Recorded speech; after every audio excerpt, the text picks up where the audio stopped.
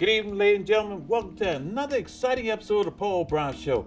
This evening, I have a special guest. His name is Tavoris Cloud, and he's a professional boxer and a former IBF Light Heavyweight Champion. How you doing there, Mr. Cloud? How you doing? Thank you for coming on the show. Glad to be here. Oh, I see you got your nice little belt right there, sir. Tell the audience a little bit about Tavoris Cloud. Well, Tavoris Cloud started boxing at age 16. I'm from Florida, and I moved through the amateur ranks pretty quick. I was trained by a former NFL player, Alonzo Johnson, which is my amateur coach, and he's my strength and conditioning coach right now, today. After about 6 years as an amateur and winning the national championship in the amateurs, I turned pro.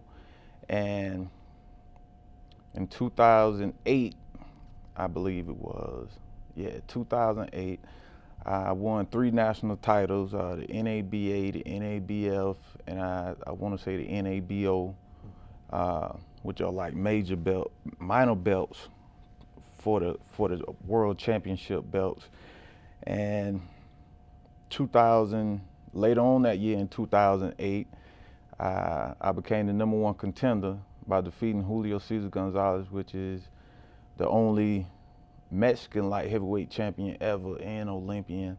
And in 2009, I defeated Clinton Woods, former world champion, for the vacant IBF title. And I defended this title 4 times before, they was able to get it out of my grips. Temporarily. Yeah, temporarily. You're going to get it back. I'm former and future Correct. champion as of right now, How does it feel like to be a champion in boxing? Well, it feels good. It's a good feeling. I mean, it's more to it than a manly type thing. It takes a lot to keep that belt. There's a lot that comes with it. It's pretty and, it's great for conversation, but it's a lot of hard work for that belt right there. Let's talk a little bit about your childhood. How was it like growing up for yourself?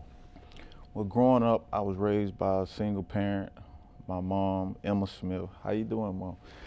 And she raised me and my sisters and brothers by herself. It was 5 of us. And, it wasn't the best, but my mom made sure all of us always had what we needed. Everybody's mentally strong. I just thank God for my mom. It was rough times. We moved around a lot of neighborhoods, a lot of different schools.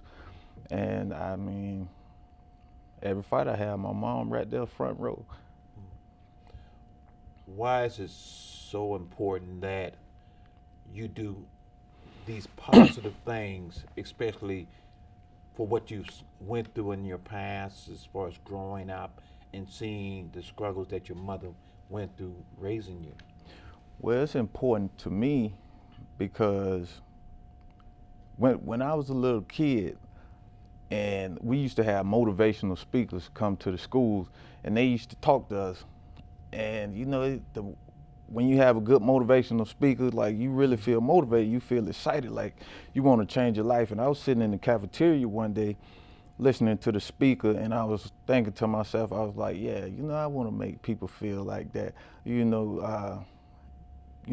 a positive message and, motivate the youth to stay on the right path and things like that. And that's what I did. I mean,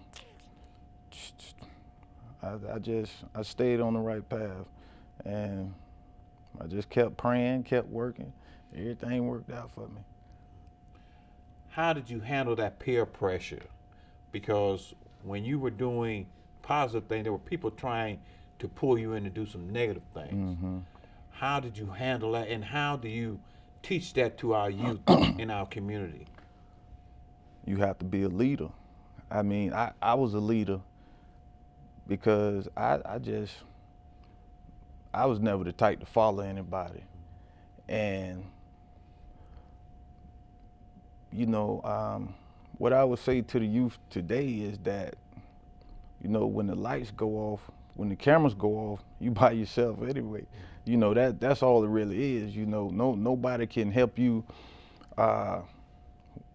with the consequences if you make a negative decision. You got to pay for that. You got to go to jail. You serve your time or whatever happens. So at the end of the day, you really by yourself. You on your own out here in this world. And so you might as well be a leader. Correct. Sometimes you have to follow, but only with something positive. You'll never be a follower with something negative. Describe some of the times when you were growing up, whereas you had to make that decision between that positive route and hanging out with my boys or doing some negative things. Describe an experience. And you made that right choice. The positive route, or it's a number of situations. You may have to study for a test. You may be trying to graduate from high school, and guys might want you to go to teen night or something like that. Go to the club, go do this, go do that. Let's go do drugs. Sometimes you just gotta focus. You gotta have your goals in place. And know what will deter you from achieving these goals and what will help you. You just always have to have your mind on straight, because anything happens, sometimes happen real quick,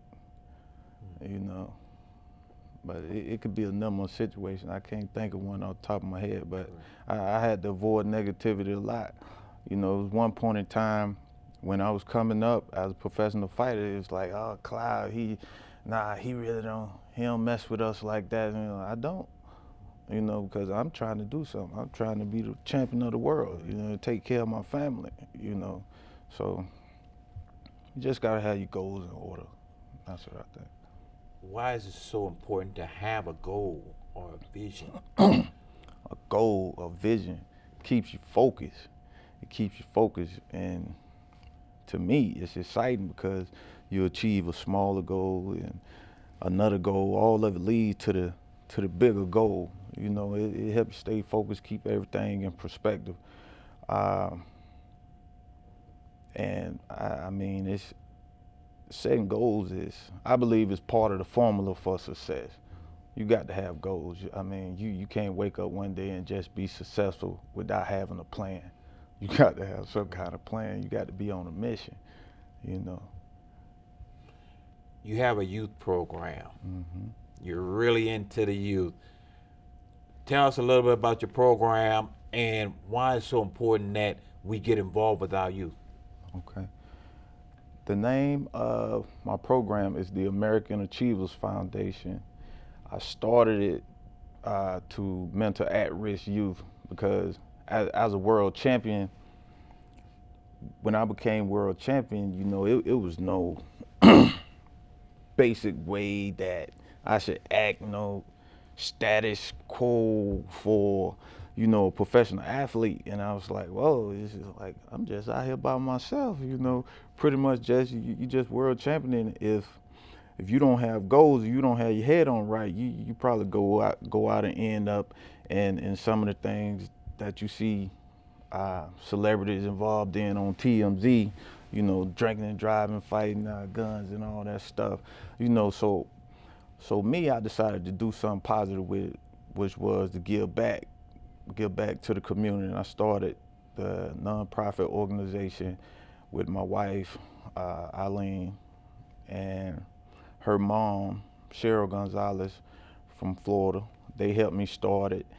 And I did a lot of work with it in Florida as far as speaking engagements and talking to the at-risk youth, detention centers, things like that. I haven't really done a lot with it lately because I moved to a new place. I don't know anybody, but my wife did do something with it last year. She went to a school, Pace Center for Girls, which I think is like a second chance school. Forgive me, Paige, if I'm wrong. For girls, and you know, she went there and talked to them, and she had some of her people come over and talk and mentor the girls, but she made a pretty good impact, you know. But I think it's important to give back to the community, because I mean the community is us. The community you live in is connected. It's connected to you in more ways than you can say, more ways than you could probably think of at one time. I mean, the children are our future. You know, somebody came and spoke with me when I was a youth, and that motivated me. So I like to just keep that going. You know, because some of these guys out here, they can be better. They can be better than me. They can accomplish more than I did. Some of these women, they can be better than me and accomplish more than I did. But you know, we'll never get there if we don't start working on it. We got to have that positive ball in motion. Correct. You know. I know you mentioned your wife. Mm-hmm. How important has she been into you being as successful as you are? Oh, my wife was critical. She was critical because my wife, she's a very good wife, because a lot of times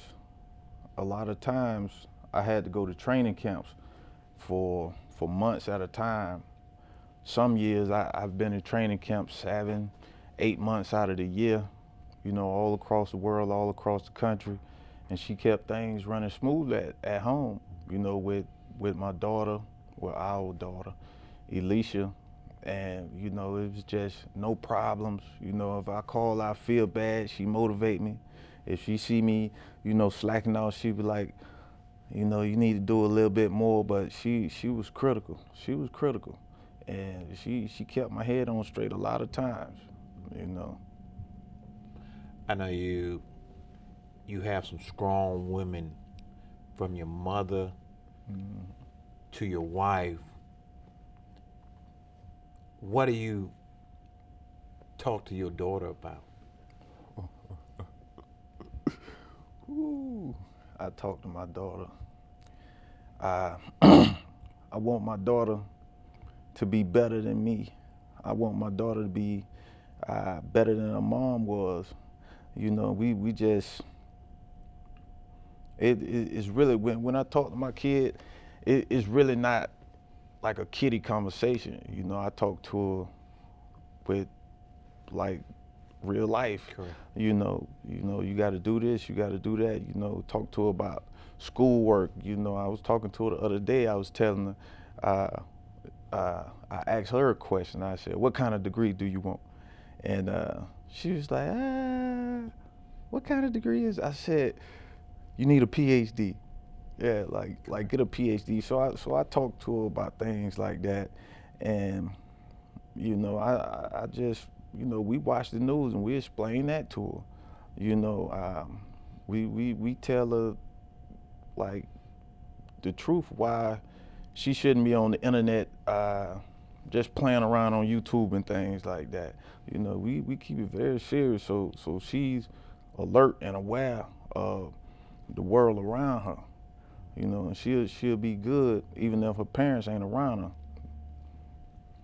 What do you teach your daughter about how she should be treated as not only a woman, as a future wife by her man? Well, me and her mother, we're the prime examples for that, and